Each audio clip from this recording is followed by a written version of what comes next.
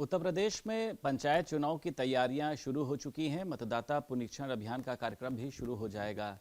लेकिन कांग्रेस पार्टी विधानसभा चुनाव के पहले पंचायत चुनाव के जरिए अपनी रणनीति को मजबूत करना चाहती है और इसी क्रम में बताया जा रहा है कि राहुल गांधी रायबरेली पहुंच रहे हैं। वहां पर जनसंपर्क करेंगे, कांग्रेस के अंदरूनी जो मामले हैं उसको लोगों के सामने रखेंगे और भाजपा की विफलताओं को। उत्तर प्रदेश सरकार में मंत्री हैं दिनेश प्रताप सिंह और रायबरेली से इनका भी बहुत ही खास नाता है।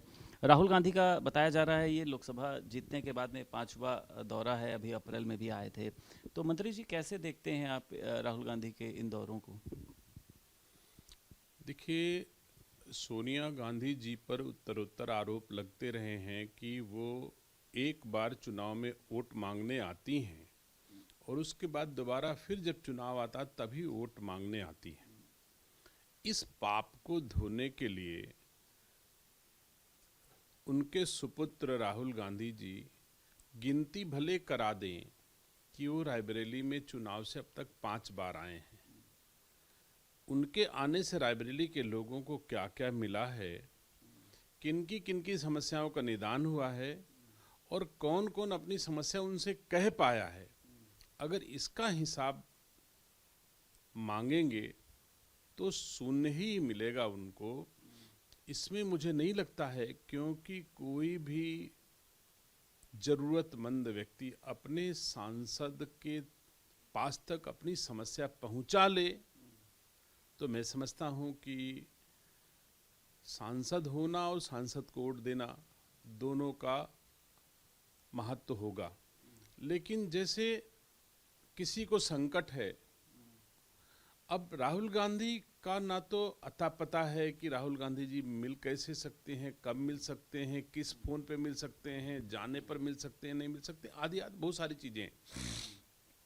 तो हमारे जिले के लोगों को उनको आने से ना कोई लाभ होता है। हाँ, राहुल गांधी के खाते में जो एक बैड एंट्री लिखी है कि वो चुनाव के दिन आते हैं, उस बैड एंट्री को जरूर कम करने का प्रयास उनका होगा कि मैं गिनती करा दूं कि साल में मैं इतने बार रायबरेली गया था, लेकिन जाने के बाद मिलने वाला क्या है, जनता को क्या मिला, उससे किसके सुख दुख कम करने का प्रयास किया, किसके विकास की बात उन्होंने की, अगर इसका हिसाब लगाया जाएगा तो शून्य है। बस पंचायत चुनाव की तैयारियां बता रहे हैं कि कांग्रेस बहुत मजबूती से कर रही है, मतलब इसी से विधानसभा मिशन उनका तैयार होगा।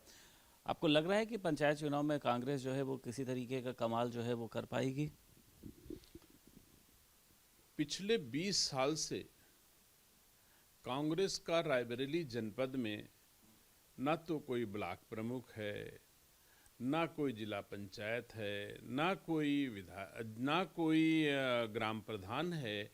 पंचायतों के जितने चुनाव होते हैं उनमें कहीं से कोई सफलता कांग्रेस की कारण नहीं मिलती है। कई बार एक्सीडेंटल हो जाता है, एक आध कहीं जगह हो गया कि साहब यहाँ पर जो है इनका विरोध ज़्यादा है तो चलो इसको वोट दे दे। इसका एडवांटेज कांग्रेस कहीं पा जाए, अपने खाते में लिख ले तो हम नहीं कह सकते। नहीं तो रायबरेली में 988 ग्राम सभाएं हैं। मुझे नहीं लगता कि कांग्रेस के 988 में 20 प्रधान भी होंगे। तो अगर ऐसा नहीं है तो मैं नहीं समझता उनकी तैयारी क्या इसके पहले नहीं कभी करी, हमेशा करते आए हैं, तो उस तैयारी का कोई मतलब नहीं है। अच्छा मंत्री जी, तस्वीर बड़ी चर्चा में है ट्विटर पर। आप शायद ट्विटर अगर चलाते हो तो मुझे लगता है आपने देखा होगा, कल जब Rahul Gandhi MP MLA court में पहुंचे तो देखा गया कि कोई तस्वीर उनके साथ वायरल हो रही है, तो उसको लेकर कांग्रेस पार्टी ने बड़ा जोर शोर से उसका प्रचार करना शुरू कर दिया कि जज भी इनका फ़ैन है या वकील भी इनका फ़ैन है। एक कोई वकील है वो उनके साथ सेल्फी ले रहा है कोर्ट के अंदर में। तो आप कैसे देखते हैं? आपको लगता है कि इस तरीके की तस्वीरें पहली बात तो कोर्ट के अंदर से आना ठीक है, या राहुल गांधी की लोकप्रियता इतनी ज़्यादा है? देखिए, राहुल गांधी की लोकप्रियता तो स्थापित है, रायबरेली जनपद से सांसद हो चुके हैं, इससे मैं इनकार नहीं कर सकता हूं। लेकिन कांग्रेस पार्टी पूरे उत्तर प्रदेश में और पूरे हिंदुस्तान भर में कहां थी और कहां से पहुंच गई, अगर इसका हिसाब लगाओगे तो लगता है कि न तो कांग्रेस पार्टी की लोकप्रियता है और न राहुल गांधी की लोकप्रियता है। अगर लोकप्रियता राहुल गांधी की होती तो कांग्रेस पार्टी अर्श से फर्श पे पहुंच चुकी है। लाख प्रयासों के बावजूद कभी पप्पू पास नहीं हुआ, सब कोई जानता है।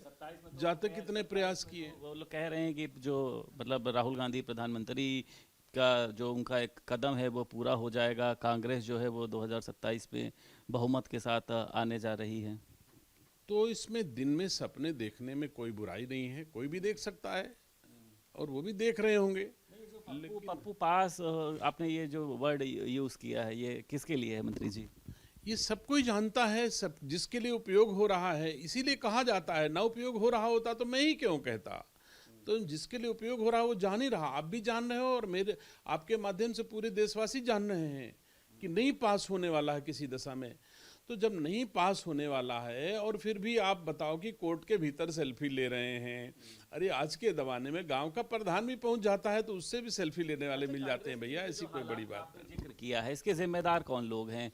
कुछ एक दो नाम अगर आपको लगता हो कि हाँ कांग्रेस की जो जैसा आप लोगों के अनुसार होता है कि पतन हो रहा है, तो पतन के दोषी कौन हैं? सबसे बड़े जिम्मेदार व्यक्तित्व का नाम है राहुल गांधी। इसके पतन का जिम्मेदार Gandhi Nehru private limited company है, जिसमें लोकतंत्र नाम की कोई चीज नहीं है।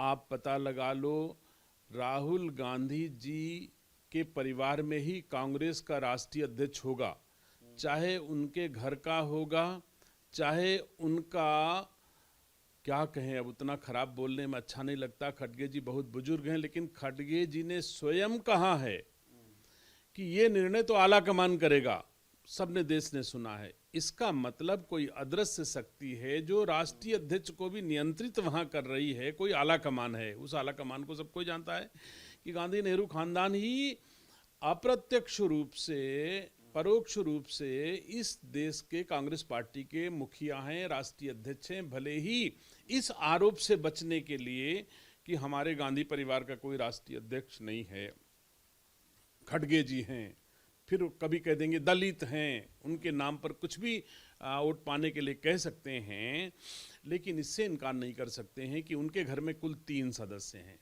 और तीनों मेंबर ऑफ पार्लियामेंट हैं। क्या ये हक किसी और का नहीं था क्या? 10 जनपद के भीतर ही तीनों मेंबर ऑफ पार्लियामेंट हो गए, उन्होंने अपने बना के अपने घर में रख लिया। उनके जरूरत उनके पास था तो भाई अपने घर को दे दिया।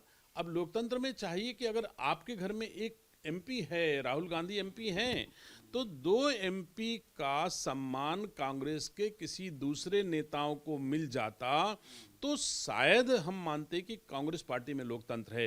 तो कांग्रेस पार्टी में लोकतंत्र नहीं है, इसलिए मैं कह सकता हूं कि बिना लोकतंत्र के कांग्रेस पार्टी सरवाइव नहीं कर सकती। और जो ये डूबता जहाज है, ये राहुल गांधी ही इसके सबसे जिम्मेदार व्यक्तित्व होंगे और उनकी बहन प्रियंका गांधी भी कम जिम्मेदार नहीं है। राहुल गांधी की तो मैं फिर भी कह सकता हूं कि कुछ गुंजाइश छोड़ देते हैं।